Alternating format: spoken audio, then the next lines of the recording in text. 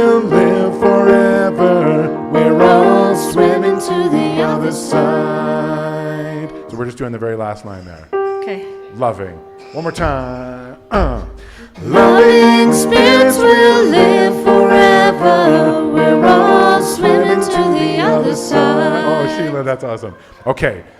Now, we're going to skip back to We Are Swimming. We're just looking at the chorus this morning. That's the only part of this that I expect you guys to join in on during the service. If you know the verses, great, sing them with me, but if not, you can just listen. We're focusing on the chorus. So skipping back to we are swimming in this stream together, some in power and some in pain. It's very, very similar to what we just sang. So have a listen. I'll sing it 4 times. Join in when you get it. We are swimming. 2, 3. We are swimming in this stream together, some in power and some in pain. Again, here we go. We are swimming in this stream together, some in power and some in pain. We're going to do that one more time. We are swimming in this stream together, some in power and some in pain. Now, I will point one thing out. I noticed that because this song, I learned it from the sheet music, and Sheila has this song, I think, written on her heart. Some of the things that the like little rhythms and little notes might be slightly different. Embrace that, celebrate that. Sheila's singing probably more what's right. The only place it's, whatever, I'm not going to get into it, but don't think you have to be right. In fact, better to be wrong. All right, let's go back to the very top of this chorus. Just the first, we are living neath the great big dipper, we are washed by the very same rain. We'll do that 3 times. 2, 3. We are living neath the great big dipper, we are washed by the very same rain. Good, we do that 2 more times. Here we go. We are living neath the great big dipper, we are washed by the very same rain. Last time, and we're going to go on this time. We are living neath the great big dipper, we are washed by the very same rain. We are swimming in the stream together, some in power and some in pain. We can worship this ground we walk on, cherishing the beings that we live beside. Loving spirits will live forever, we're all swimming to the other side. And then when we get to the very end, we tag that last line, which means we sing just that last line again. Loving spirits. Here we are practicing that. 2, 3. Loving spirits will live forever. We're all swimming to the other side. Thank you so much, Sheila. Aw, it's special guest, Sheila McMaster, ladies and gentlemen.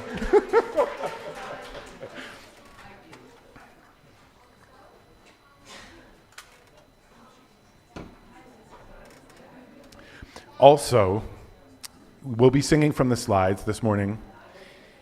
We're only doing verses 1 and 2. This song, it goes on for a bit, and because the verses are so similar to the chorus, we're just going to sing verses 1 and 2 today. But that means that the chorus will happen thrice, and that's the part that we've sung here together. So I'm just going to wait for a little thumbs up from Reverend Samaya before we sing that again as the processional. So take a deep breath, have a drink of water.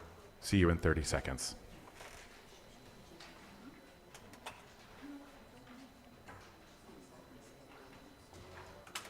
That's the thumbs up. All right. From your seats, please sitting tall, let's sing the chorus of Swimming to the Other Side to welcome in our worship team.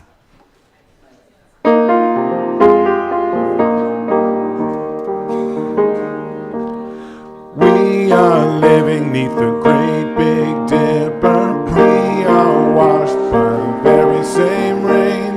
We are swimming in the stream together, some in power and some in pain. We can worship this ground we walk on, cherishing the beings that we live beside. Loving spirits will live forever. We're all swimming to the other side. spirits will live forever. We're all swimming to the other side. Woo. Thank you. Well, good morning, everyone. I hope you are doing well on this spring morning. It feels like it's spring. I know it might be fall spring, but we sure needed it, didn't we, after 2 weeks of -20 weather? I'm the Reverend Samaya Oakley, and I use she and her pronouns, and it is my joy and my honor to serve as the minister of this congregation. Welcome into this space, a space that is set apart from our daily lives. We come with the joy of being together, remembering our highest aspirations, connected in mystery and miracle. Here, our hearts find stillness and home, a home beyond walls, a belonging beyond boundaries. This coming Saturday, I hope you'll join us at a talk being given by Marie Wilson, one of the commissioners to the Truth and Reconciliation Commission. She'll be with us at Mount Royal University at 2 o'clock in the afternoon. There are posters on the bulletin board. This is an important event. At this event, we'll each have an opportunity to take an oath to become a witness to reconciliation. This is such an important oath because we'll be joining our voice with those who will also pledge to face the full impact of this dark chapter in our shared history. 10 years ago, over 100 Canadians committed themselves to truth, healing, and reconciliation. We continue that journey today with a commitment to see with new eyes. We pledge to share the truths that we have learned and those we are still learning with our communities. We will confront our institution's history and acknowledge our responsibility in relation to truth and the Truth and Reconciliation Commission's findings and the stories of survivors and future generations. Rooted in love, we commit to learning, awareness, and a future shaped by justice and compassion. With humility and grace, we journey along the path of reconciliation together. Now, during the service, I'm going to be asking you to be writing, so make sure that you have a writing implement with you.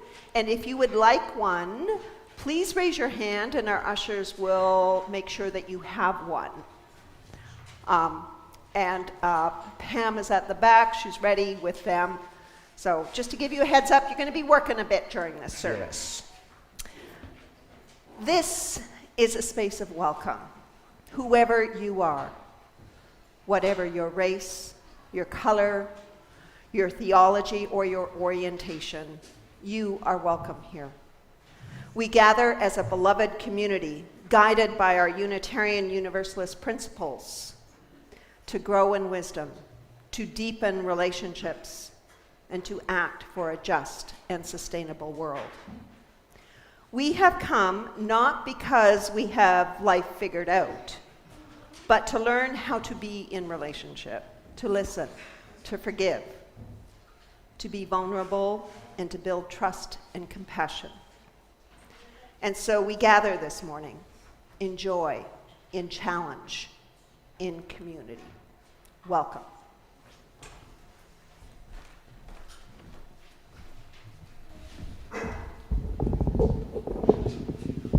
Good morning, family. My name is Brett Willisco. I use the pronouns of they, them. And I am supremely grateful to be asked to be your service reader today. I was about to say include 2 or 3 sentences about why, but I will. But on another note, why I first came to the Unitarian Church is I was following my best friend Chris. He would tell me to go to a spiritual institution, and I'd be like, let's go. But there's a different reason why I'm staying, and I'm here every week. It's because I'm accepted, I'm not just tolerated, I'm loved, and I'm encouraged to be my whole authentic self.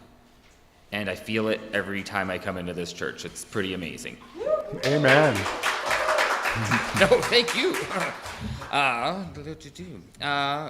There's teen shots? Oh, there they are.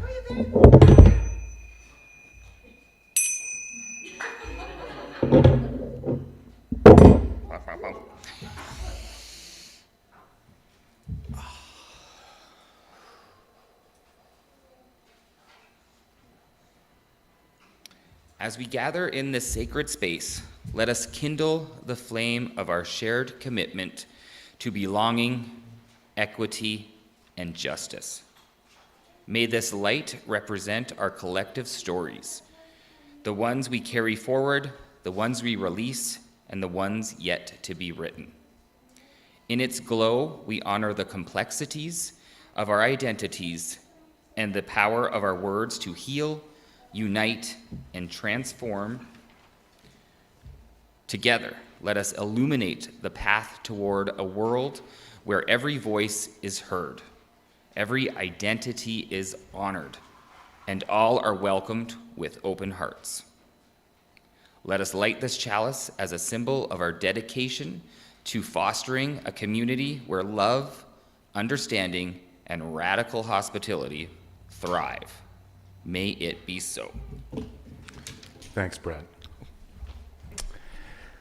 Our opening song this morning is Swimming to the Other Side. I just want to contextualize something for you. The first verse reads, I am alone and I am searching, hungering for answers in my time.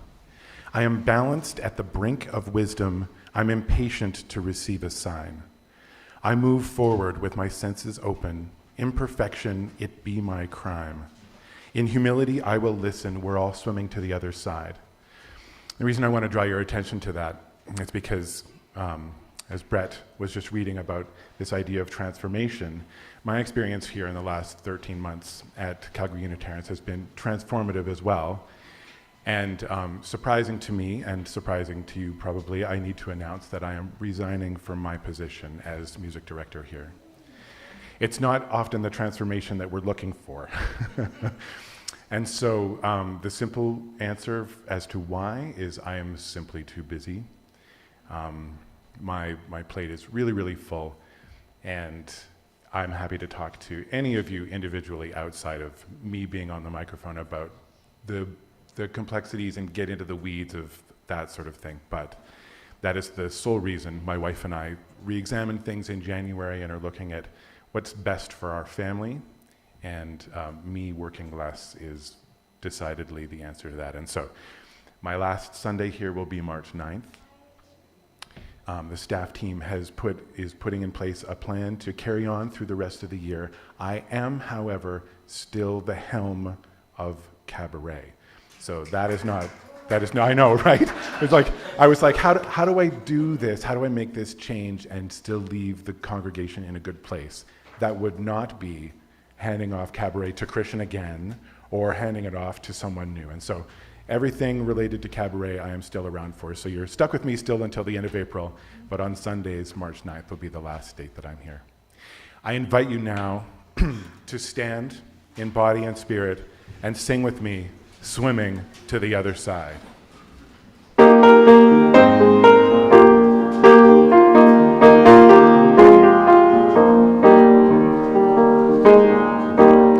We're all living neath the great big dipper. We are washed by the very same rain. We are swimming in the stream together, some in power and some in pain. We can worship this ground we walk on, cherishing the beings that remain beside. Lion spirits will live forever. We're all swimming to the other side. I am alone and I am searching, hungering for answers in my time. I am balanced at the brink of wisdom. I'm impatient to receive a sign. I move forward with my senses open.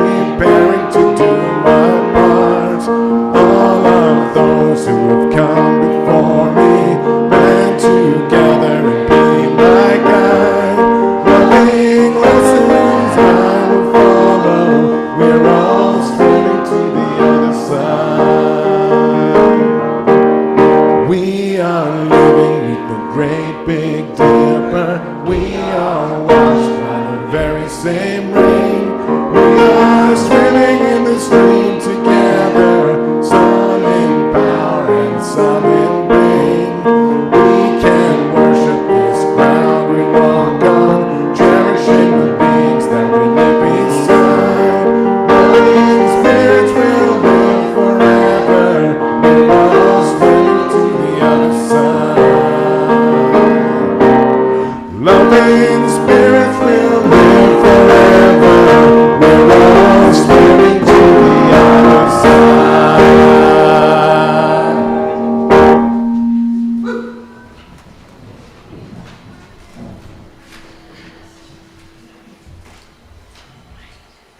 Well, I'm so glad that Gavin brought one of my favorite songs to life. Thank you, Gavin. I remember Emma's Revolution actually came here a few years ago and played that song and gave me a couple lessons on the guitar, and so that was very thrilling.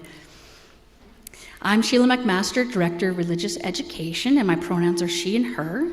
And today we're talking about how changing the stories we tell about ourselves and our communities lead to increased belonging and personal transformation.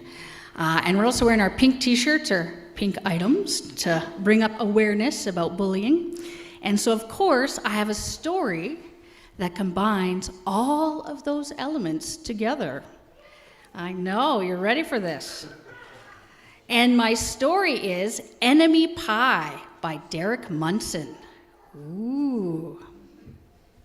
All right, hit those slides. We'll get some pictures up here. Oh, they're there already? Okay, I'm watching the back. There's a screen over there, and I'm like, I still see me. All right. Well, it should have been a perfect summer. My dad helped me build a tree house in the backyard, and my sister was at camp for 3 whole weeks. And I was on the best baseball team in town. It should have been the perfect summer, but it wasn't. It was all good until Jeremy Ross moved into the neighborhood, right next door to my best friend Stanley. I did not like Jeremy Ross. He laughed at me when I struck out in baseball games. He had a party on his trampoline and I wasn't invited, but my best friend Stanley was. And Jeremy Ross was the one and only person on my enemy list. I'd never even had an enemy list until he moved into the neighborhood. But as soon as he came along, I needed one. I hung it up in my treehouse where Jeremy Ross was not allowed to go. Dad understood stuff like enemies. He told me that when he was my age, he had enemies too. But he knew a way to get rid of them. I asked him to tell me, how? Tell me how. And he says, tell you how, I'll show you how, he said. And he pulled out a really old recipe book off the kitchen shelf. Inside was a worn out scrap of paper with faded writing. Dad held it up and squinted. Enemy pie, he said, satisfied. You may be wondering, what exactly is enemy pie? I was wondering too. But Dad said the recipe was a secret. He couldn't even tell me. I decided it must be magic. I begged him to tell me something, anything. I will tell you this, he said. Enemy pie is the fastest way to get rid of enemies. Now, of course, this got my mind working. What kind of things, disgusting things, would I put into a pie for an enemy? I brought Dad some weeds from the garden, but he just shook his head. I brought him earthworms and rocks, but he didn't think he'd need them. I gave him the gum I was chewing on all morning, and he gave it right back. I went out to play alone. I shot baskets until the ball got stuck on the roof.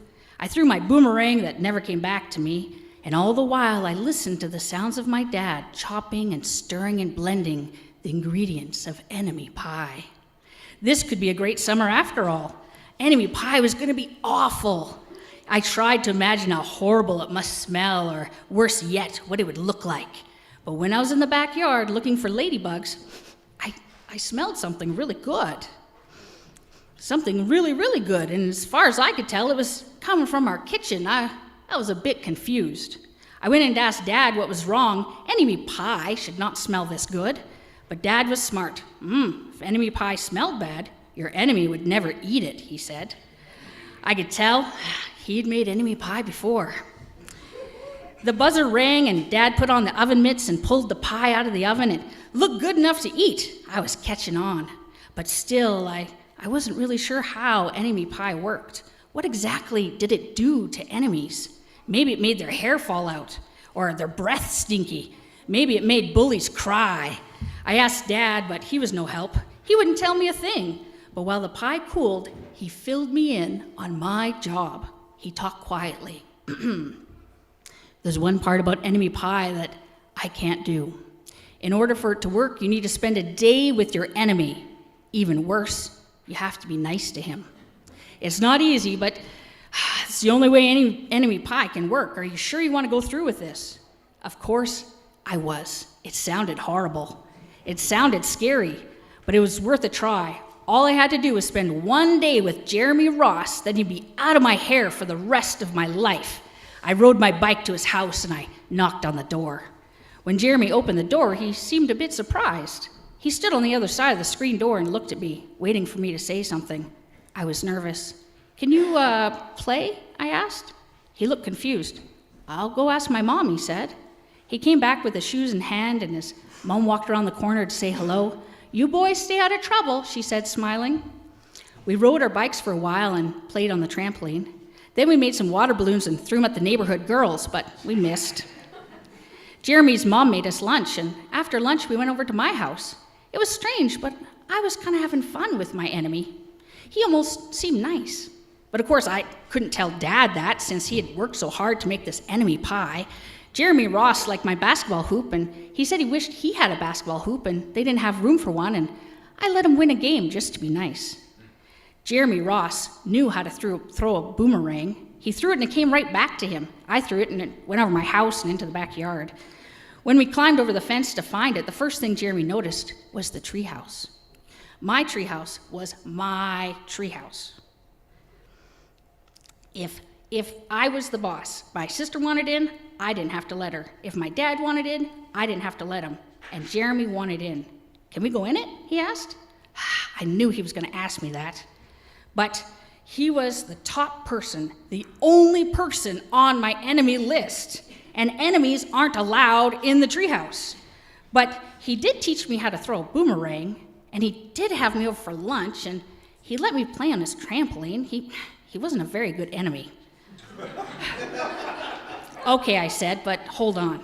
And I climbed up ahead of him, and I took the enemy list off the wall, and I had a checkerboard and some playing cards in the treehouse, and we played games until my dad called us down for dinner.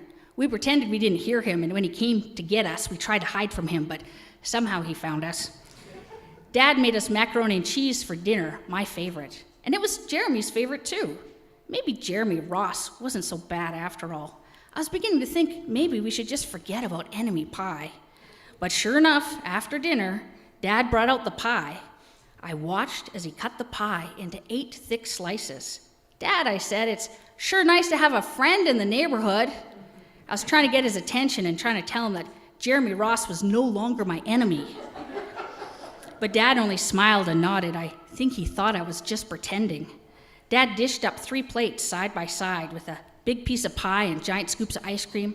He passed one to me and then one to Jeremy. Wow, Jeremy said, looking at the pie. My dad never makes pies like this. It was at this point I panicked. I didn't want Jeremy to eat enemy pie. He was my friend and I couldn't let him eat it. Jeremy, don't eat it. It's a bad pie. I think it's poisonous or something. Jeremy's fork stopped before reaching his mouth. He crumpled his eyebrows and looked at me funny. I felt I had saved his life. I was a hero. If it's so bad, Jeremy asked, then why has your dad already eaten half of it? I turned to look at my dad, and sure enough, he was eating enemy pie. Oh, good stuff, he mumbled through a mouthful. And that's all he said. I sat there watching them eat enemy pie for a few seconds, and Dad was laughing, and Jeremy was happily eating, and neither of them were losing their hair. So I took a little bite, and wow, enemy pie was delicious. After dessert, Jeremy rode his bike home, but not before inviting me over to play on his trampoline in the morning. He said he'd teach me how to do a flip. As for the enemy pie, I still don't know how to make it. I still wonder if enemies really do hate it or if their hair falls out or their breath turns bad, but I don't know if I'll ever get an answer because I just lost my enemy. The end.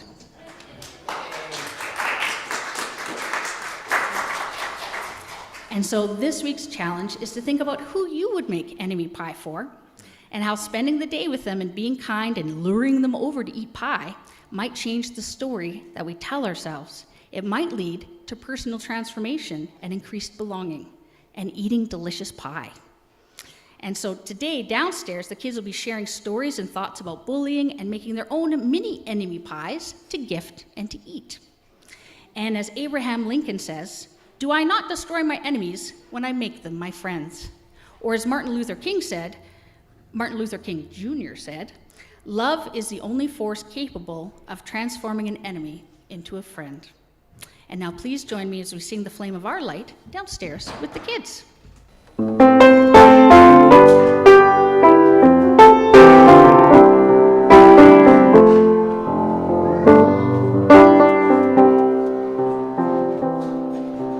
Just as you are without changing a thing, just as you are, I accept you. I see you, I hear you, I welcome you in, just as you are, just as you are.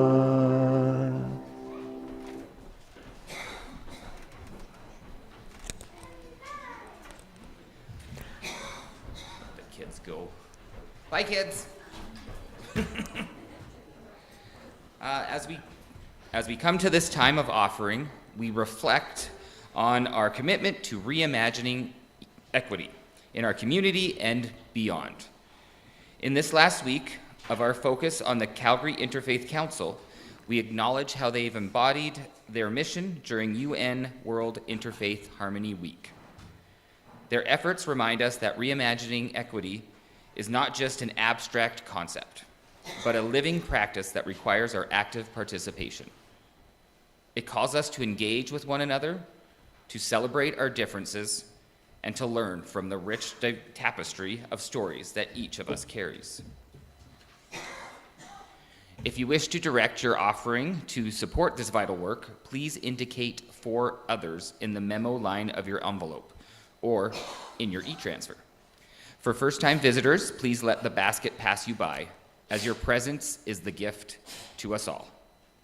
After the basket has passed, we invite you to come forward, bless you, to light a candle at one of our sconces or to drop a pebble into our communal water in honor of a joy or sorrow you carry in your heart. Let us now take an offering that allows us to exercise that all-important generosity of spirit, an offering that supports our self-sustaining church and its many ministries. The gifts of the congregation will be most greatly received. May our contributions foster a more inclusive and equitable world for all.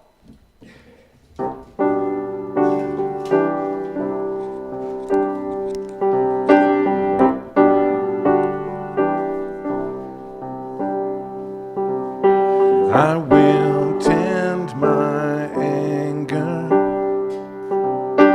I will tend my grief. I will achieve safety. I will find relief. I'll show myself mercy. I'll show self-respect. I'll decide when I'm ready to forgive but not forget. And I will ask you questions. I will try to understand.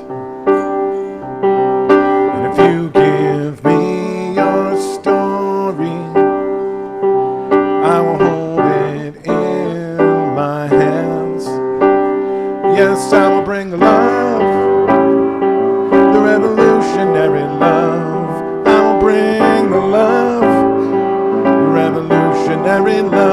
Yes, I will bring love, the revolutionary love, the revolutionary love.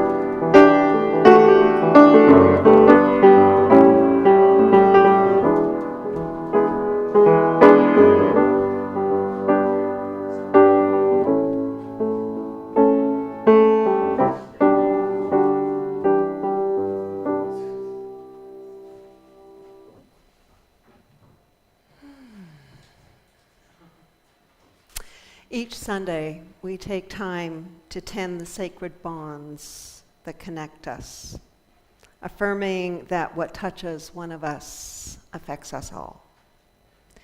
In this space, we reimagine what equity looks like, not as an abstract ideal, but as the practice of widening our circle of care. We recognize that family is more than just tradition. It is the community we create when we commit to justice, belonging, and love. Today, we hold in our hearts the weight of transition and uncertainty as we process the resignation of two valued staff members. Change can bring grief and gratitude in equal measure. We acknowledge the complexity of emotions, sadness, loss, appreciation for contributions, and concern for the road ahead. For all who feel unmoored, uncertain, or deeply affected by this shift, we light this candle for you.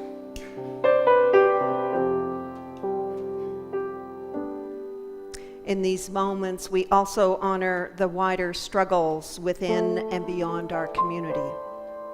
We hold in our hearts those navigating unjust systems, those carrying burdens of exclusion, and those seeking to be seen, valued, and heard. We recognize the deep grief of unmet needs and unfulfilled promises. And we hold space for the exhaustion that comes with working toward change. For all who long for fairness, dignity, and the right to thrive, this candle is for you.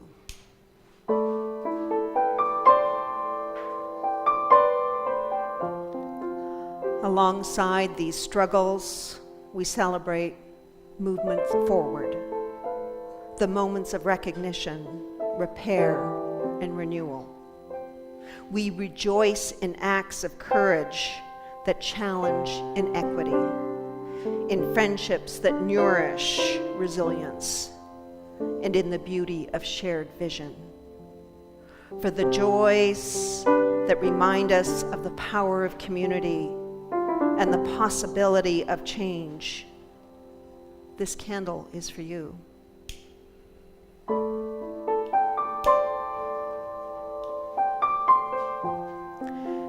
And we light a candle today for our world, still shaped by inequity, yet full of hope.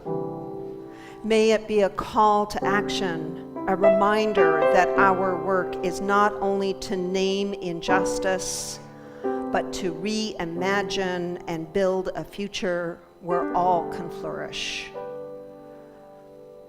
We light this candle in recognition of that.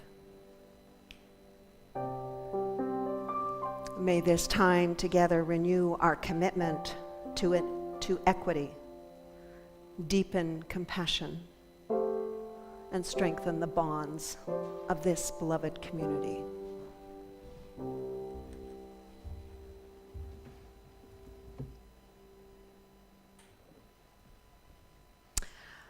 I invite you now into a moment of quiet reflection. And this is where you're going to need your writing implements and your order of service.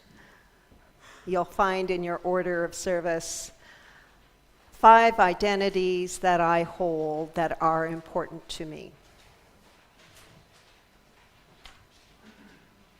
You see why I asked you to find it now. Shuffle, shuffle, shuffle. Shuffle, shuffle, shuffle. And we need a writing implement.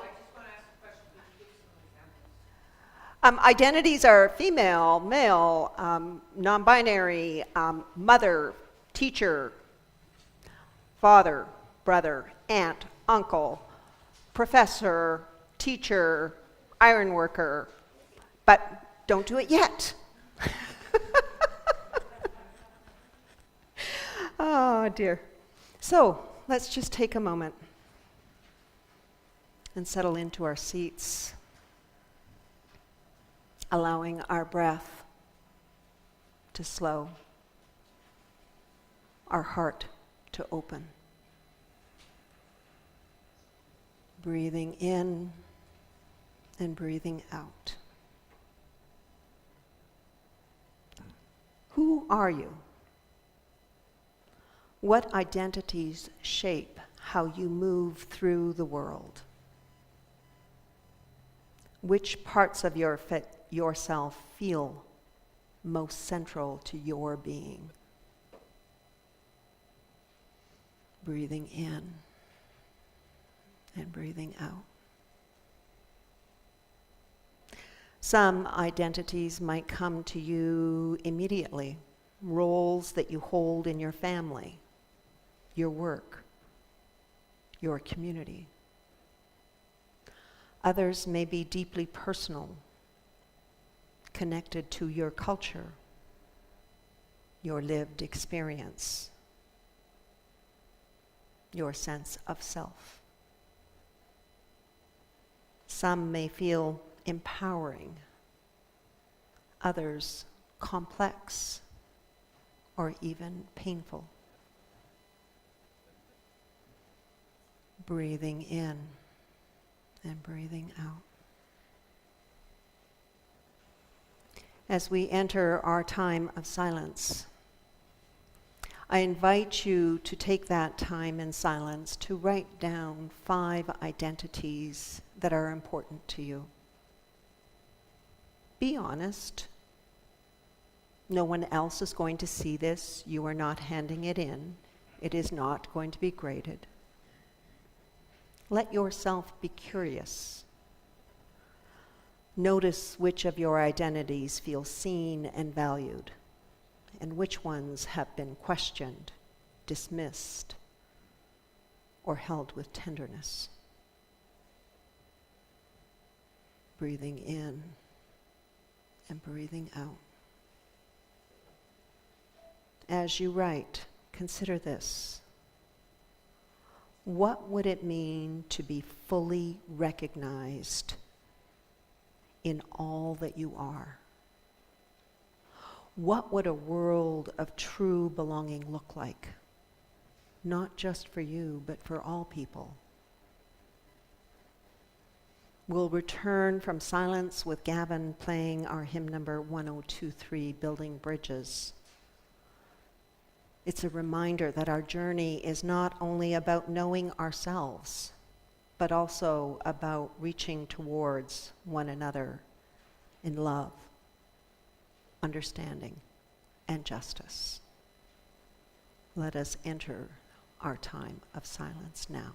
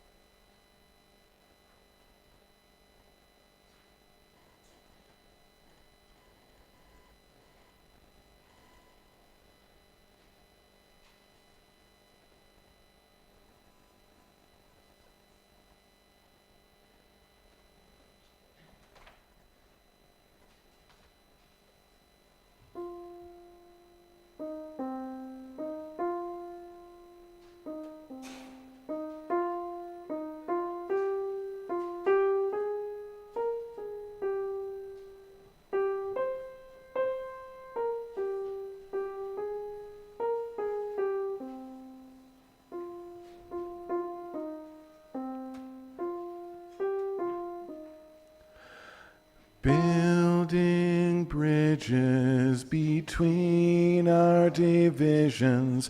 I reach out to you, will you reach out to me? With all of our voices and all of our visions, friends, we could make such sweet harmony. Building bridges between our divisions, I reach out to you, will you reach out to me? With all of our voices and all of our visions, friends, we could make such sweet harmony. Building bridges between our divisions. Building bridges between our divisions. I reach out to you, will you reach out to me? All of our voices and all of our visions, friends, we could make such sweet harmony. I reach out to you, will you reach out to me? With all of our voices and all of our visions, friends, we could make such sweet harmony.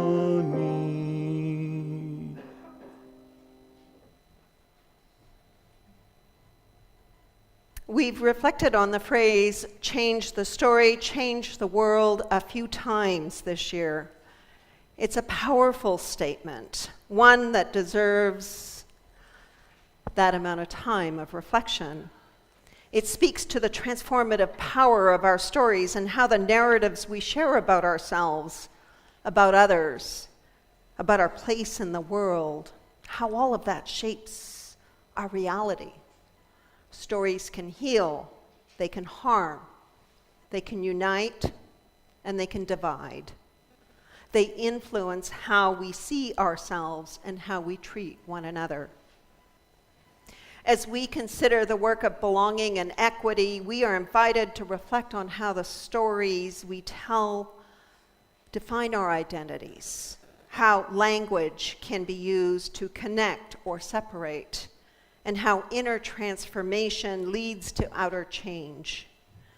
Reimagining equity requires unlearning old assumptions and courageously envisioning a more just world. It calls to us to be intentional about the stories we carry forward and those we leave behind. And yet today we gather in a moment of transition and loss. The resignation of two of our beloved staff members weighs heavily on many of our hearts. Gavin and Sheila have helped to shape our community. They've dedicated their time and their energy, and they've enriched our shared journey. Their departure is not just a change in staffing, it's a shift in our story, an unraveling of what was, and an uncertain time towards what will be. Change, especially when it comes unexpectedly, can bring feelings of grief, uncertainty, and even frustration. And yet, in this moment, we are reminded that the stories we tell about ourselves in this transition will shape how we move forward. The stories we inherit, choose to tell, and allow to be told about us determine who is seen, who is heard, and who belongs. Over time, our collective narratives about race and gender, identity and ability have shifted, and the work is not yet done. Reimagining equity means continuously challenging old stories and creating space for new, more inclusive ones. It means questioning the systems that perpetuate inequity and taking responsibility for shaping stories that affirm the worth and dignity of all people. Our role, then, is to help write the next chapters of justice, inclusion, and liberation. I invite you to take a look at your list of identities that you wrote down during the meditation. If you come from the global majority or have a marginalized identity, I invite you to write another identity. If you do not fit into that category, I invite you to cross one out. Take a moment to do that. We'll wait for you.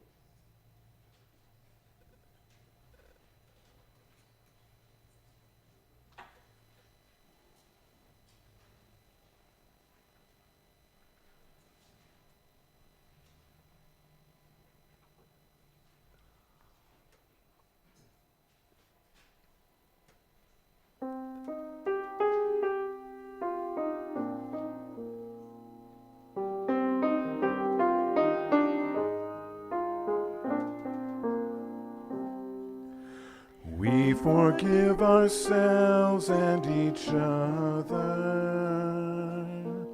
We begin again in love. Let's try that one more time. We forgive ourselves and each other.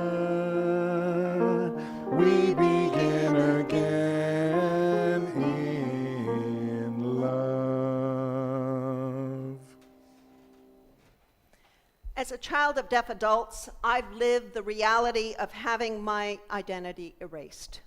Years ago, being different meant being excluded.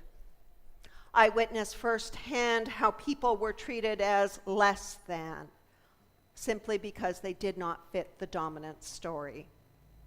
I learned to navigate between two cultures, hearing and deaf, adapting my communication style to fit those two worlds. Sitting on a bus with my parents and signing under my hand so nobody could see on the bus that we were communicating. Because if we did, we became the object of people's attention. I learned to be invisible. But invisibility is a kind of death. I longed for a story where I did not have to erase myself to belong. I envisioned a world where diversity was not merely tolerated, but celebrated, where access and inclusion were not afterthoughts, but they were fundamental rights. I yearned for a world where every voice mattered, even if it was through sign, where every identity was honored. Anahad Dashkard's Bones of Belonging challenges us to confront our understanding of belonging and the complexities of identity. Her writing invites us to consider how our experiences shape our sense of belonging and the stories we carry. You are invited to join our discussion circle beginning on Tuesday night. Registrations are on the bulletin board, or you can come and talk to me after the service. Her book highlights the importance of community and the often painful process of reconciling different aspects of our identity. Her poignant and evocative writing invites us to consider how our experiences shape our sense of belonging and the stories we carry. Ultimately, it is a call to acknowledge the complexities of identity and to foster a more inclusive understanding of what it means to belong in a diverse world. Poet and theologian Padraig Ó Tuama reminds us that language has power. The words we choose can build bridges or deepen divide. They can welcome or exclude. That's why our Unitarian Universalist welcome still sends shivers down my spine. We welcome all who come here, regardless of race, color, theological or sexual orientation, or other things that make us different from one another. I have seen those words move people to tears, those who had long since given up finding a welcome in a spiritual home. This welcome is more than words. It is a story that we tell and a story we strive to live. Take a look at your identities. If you come from the global majority or a visible minority, please add another identity. And for the rest of us, I invite you to cross out one more. We'll wait for you.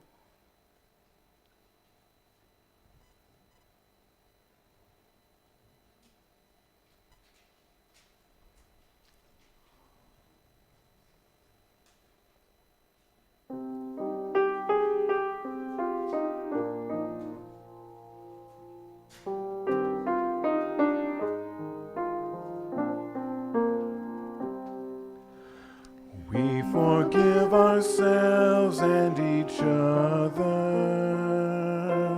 We begin again in love. Sorry. You did not need to hear that. If language has the power to transform, we must be intentional with our words.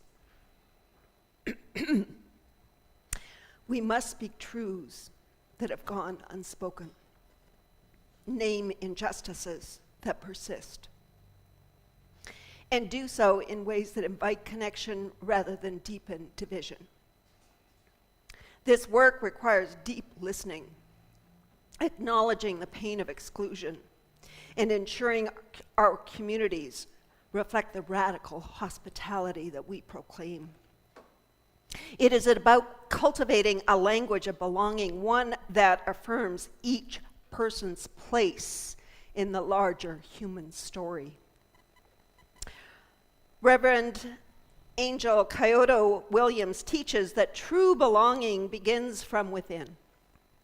The stories we tell ourselves about our worth, about who we are, and who we can be, shape not only our lives, but our communities. If we believe that we are not enough, that we do not belong, that we cannot make a difference, then we limit what is possible. But when we rewrite those narratives, when we affirm the inherent worth and dignity, we radiate that transformation outward, changing the world as we change ourselves. That is why I keep stressing it is so important for you to have a spiritual practice.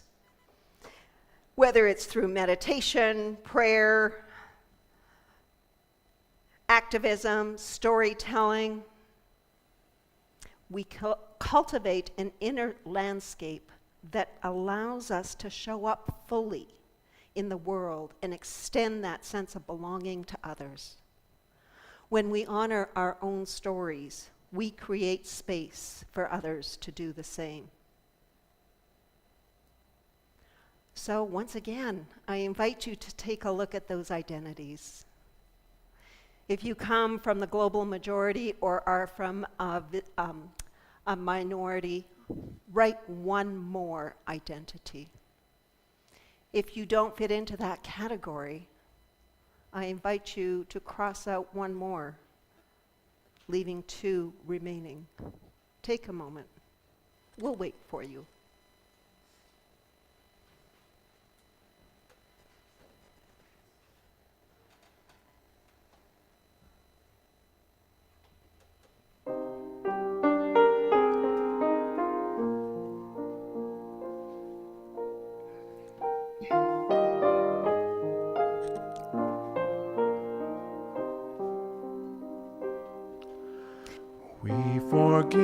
ourselves and each other, we begin again in love. A young one by the name of Paige taught me a lesson that I still carry. They were a deep thinker, a self-described humanist, and a passionate advocate for justice. They were about 14 when this story happens. They challenged our youth group and me to live out our values in action.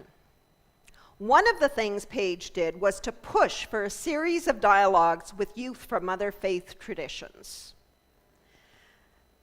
These conversations were not always easy, and they were illuminating. And I remember one night in particular when a group of not youth but young adults showed up fresh from Bible leadership school with their Bibles in tow. And throughout the evening, they kept saying and expressing their hope that we would find God through Jesus Christ. And Paige, ever the questioner and humanist, responded, "As Unitarian Universalists, we'll just have more questions. But we'll pray that you will find the answers to those questions." And Paige said, no, once we answer those, we find the answer to those questions, we'll just have more questions. That night was transformative. It reminded me that for those of us who have left other faith traditions, it can be easy to rest in relief and stop challenging ourselves. But when you walk through our doors, you've probably heard me say, your work is just beginning, because the work is never finished. Justice does not happen on its own.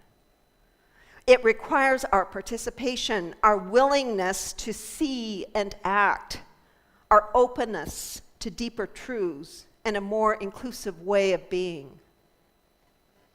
So some of you now have 8 identities, and some of you have 2. For those of you with 8 identities, add 1 more. And for those of you with 2 identities, cross out 1 more. We'll wait for you.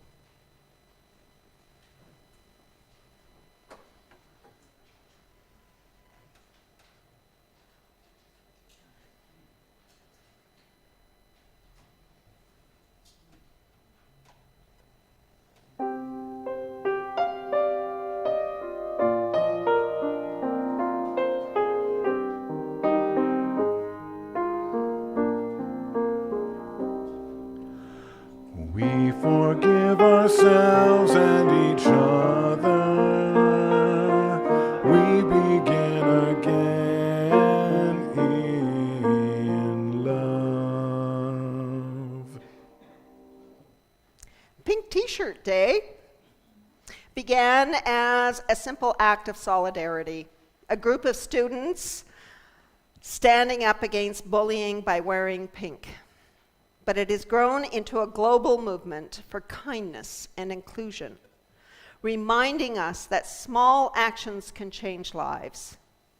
Injustice does not always announce itself loudly. Sometimes it's the quiet exclusion, the unspoken assumptions, or the everyday biases that do the most amount of harm.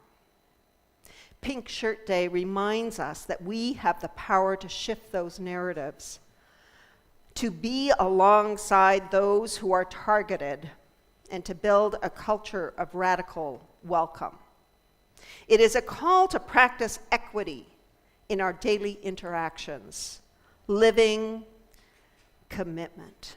It is a reminder that just as we wear pink to stand up against bullying, we must also clothe ourselves in justice and compassion every single day. What remains is a testament to our resilience and our commitment to belonging, justice, and inclusion. As we consider the identities we added or crossed out, let us take a moment to reflect on the agitation that I just invited you into. the agitation of erasure, those feelings of discomfort. And those of you from the global majority and from other minorities, you know that feeling only too well. That's why I asked you to add identities.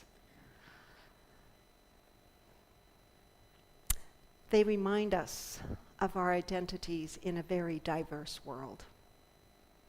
This act is not about letting go. It's a recognition of the weight that we carry in the stories that we must confront. Erasing identities is painful, and it can also ignite a fire in us, a desire to advocate for a world where all identities are honored. It compels us to engage deeply in the work of equity and justice, knowing that the stories that we tell and amplify will shape the future that we create together. Let us hold space for the voices who are often silenced and commit to standing alongside those who fight for their right to define their own stories. May we transform discomfort into action, ensuring every identity is valued, every story is heard. May it ever be so.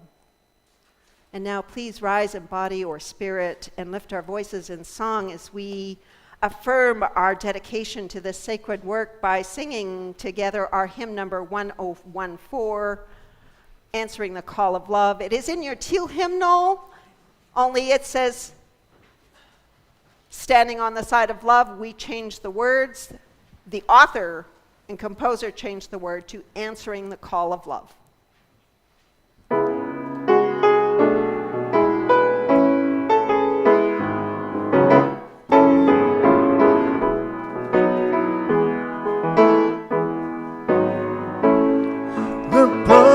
Of the Spirit,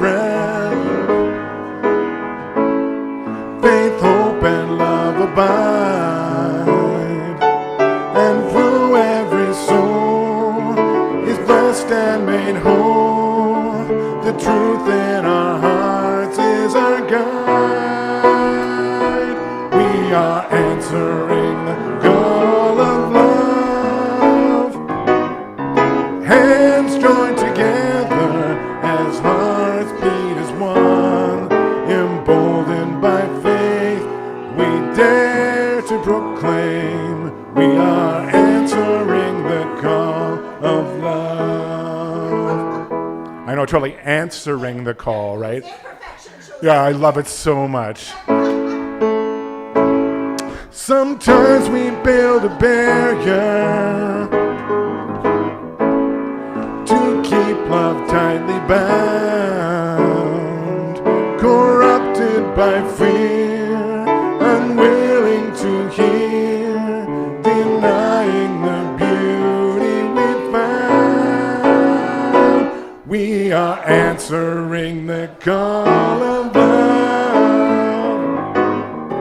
hands joined together as hearts beat as one, emboldened by faith, we dare to proclaim we are answering the call of love. A bright new day is dawning, where love will not divide, reflections of grace in every embrace, fulfilling the vision divine. We are answering the call of love, hands joined together as hearts beat as one, emboldened by faith, we dare to proclaim we are answering the call of love. We are answering the call of love.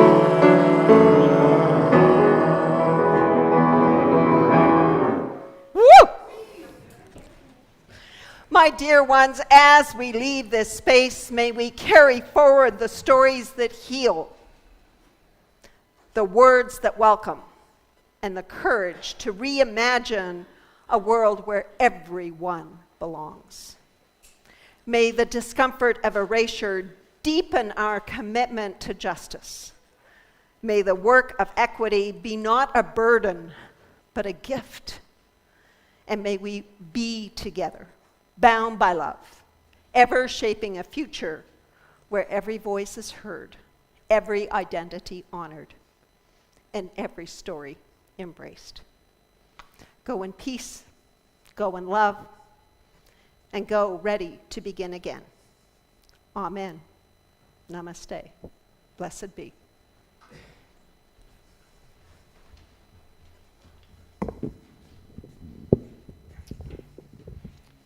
As we extinguish our chalice, let us remember that the light we share here is meant to shine beyond these walls. May this light inspire us to reimagine equity, celebrate diversity, and foster connections that honor every story. Together, let us create a world where all are seen, all are valued, and all belong. With gratitude for our time together, we extinguish this chalice, but not the light within us. Go forth, shining your love and compassion into the world. As Reverend Samaya extinguishes our chalice and candles, please take a spark of this chalice and place it on your heart, and a reminder to carry our love into the world.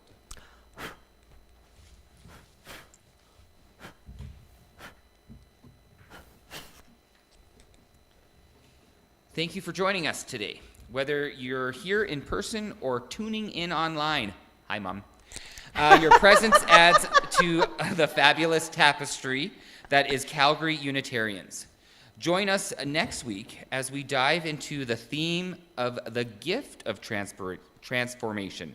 Spoiler alert, we might even transform into coffee-drinking superheroes. For those of you here in person, don't miss out on coffee, tea, and snacks right after the service in Wickeden. And then make your way back here at noon for our monthly congregational meeting. Today, the Committee on Shared Ministry will lead us in an evaluation exercise on the life of this congregation. Don't worry, there are no pop quizzes, just a chance to share your thoughts.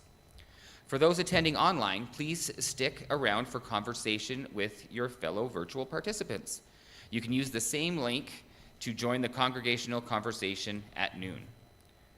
Once we've shown our Zoom folks our best hello waves, please come up to the chancel to join Reverend Samaya and me for a congregational photo in support of Pink T-Shirt Day.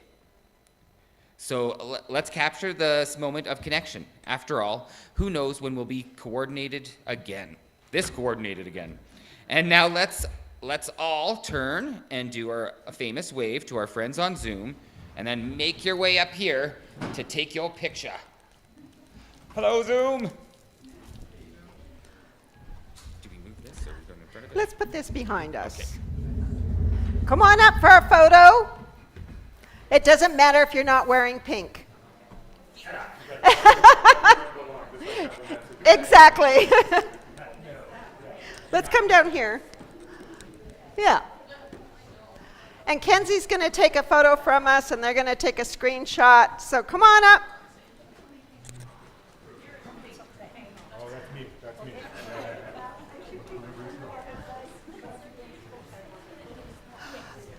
Come around. Come around. You can fill on this. Hey.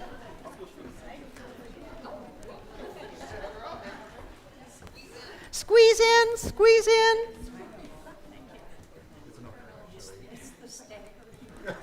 Can you get us all, Ned and Kenzie? Come on, Bob. Oh, yes. More light.